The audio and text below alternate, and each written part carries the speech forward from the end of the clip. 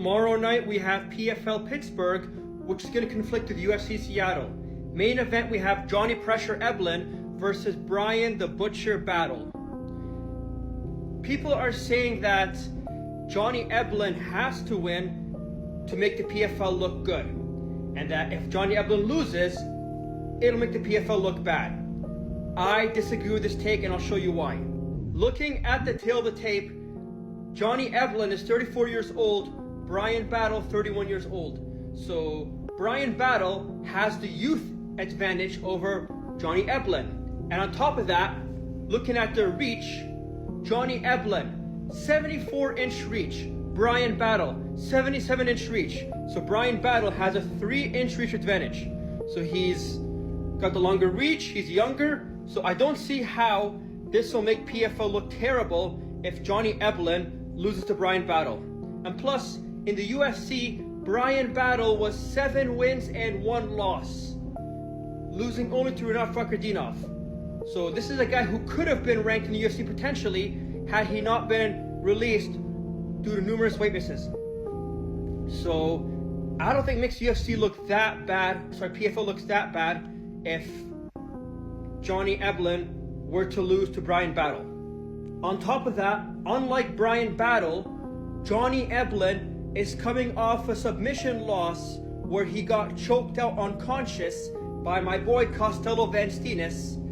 So I don't know how that'll affect his mindset.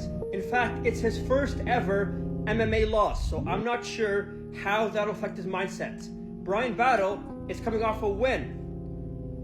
You might say, oh, robbery, but still a win on his record. So the mindset of Battle could be better than Johnny Eblen.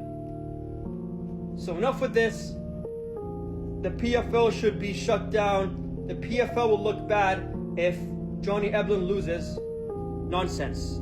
Now, I know what you guys are gonna say. I can see it. You guys are gonna say, Bryan Battle robbed Randy Brown. First of all, why do you guys say Bryan Battle robbed Randy Brown? Because it's not Bryan Battle who decided to fight, it's the judges. Bryan Battle was doing his job, so it's not on him that he got robbed. It's on the judges who robbed Randy Brown. And yes, I think it was a robbery because Randy Brown landed more damage, whereas Battle had the control. But just because he had a close fight against Randy Brown, you can't just say, oh, this guy's gonna suck in the UFC if he stayed longer.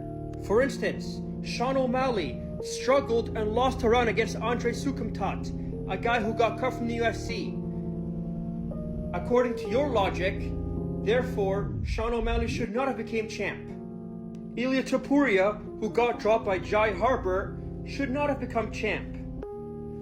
So, just because you see Bryan Battle struggling against Randy Brown does not mean that he was going to suck in the UFC. Fighters get better, they improve, they get experience, learn from their mistakes. So I don't think that Johnny Eblen losing will make the PFL look that bad, because Bryan Battle 7-1 could have potentially become a ranked fighter had he stayed longer. Very, very good chance. And just because of the fight against Randy Brown, he could have gotten better with time, with more experience, and dominated. So that's my take.